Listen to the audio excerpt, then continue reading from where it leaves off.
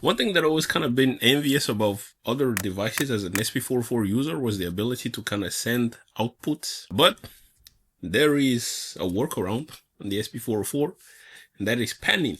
On the SP404, you have one output, or at least kind of one output, but it's two.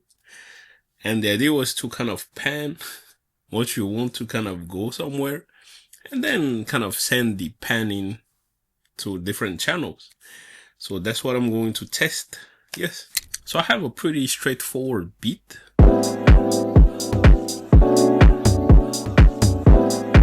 It's just a kick, snare, chords, vocals, and stuff like this.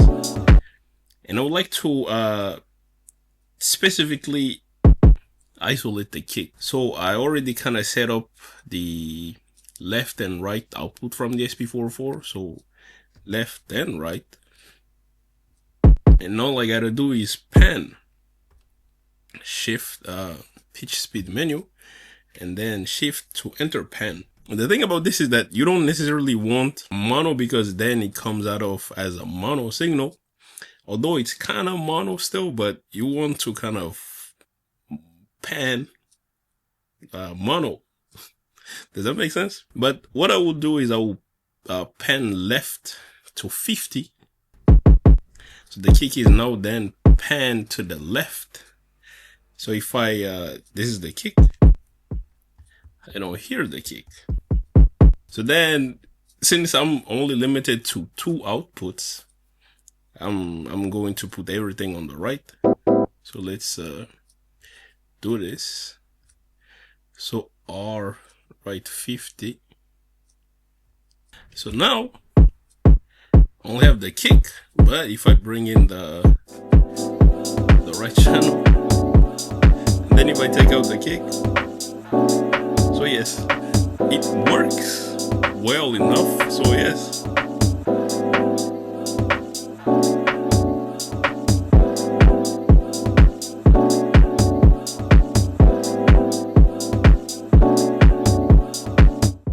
So then this kind of avoids me from going to the mute pad.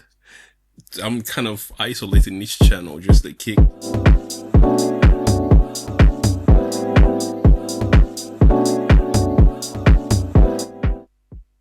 And the coolest thing about this is that since I'm already isolating one channel, I can send it through different things, because before, if you wanted to kind of process, let's say put an FX in the middle of the chain of the SP404 to your output, then it kind of channel everything. Now I can isolate one thing to go through something, and then the rest will be clear. Obviously, I always have the SP404 FX, but here it's kind of like easier. So right now I have the chords going through the monitor on delay, and then I can adjust kind of goes through the whole distortion, the analog stuff, but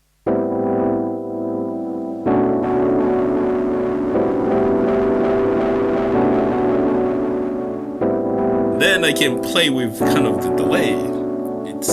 It's isolated from the kick.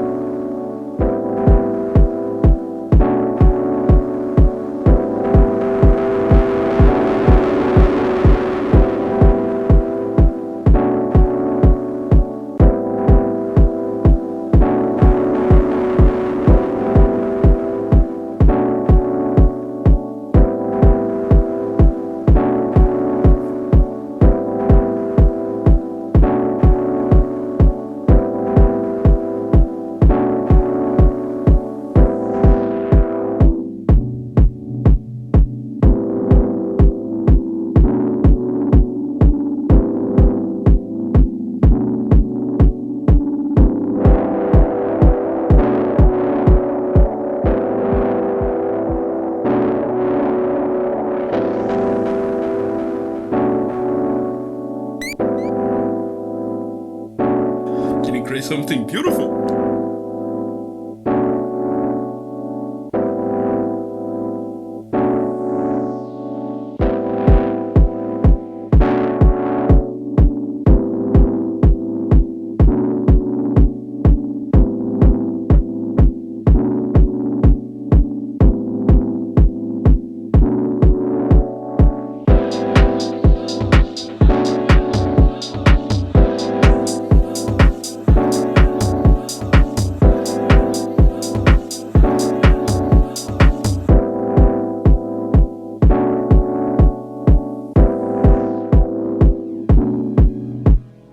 yes, this little trick, workaround, whatever you call it, makes the limitation of the SP404 even kind of smaller. And this is one of the reasons why I like the SP404 so much, because there are these kind of things that it kind of comes to mind, like, oh, this is not necessarily like a feature limitation, but this is a physical limitation, because the SP404 does not have additional outputs. But with something like this, you kind of have workarounds. I hope that, or at least I wish that in some kind of like SP404 Mark III or some sort of bigger version, like in a format of like the 555, they will kind of introduce multiple outputs. But then that would be kind of a new product life cycle and things like that. So yes, this is just the use case that I found, but of course there are plenty other use cases, I think. Well, what kind of use case would you use this?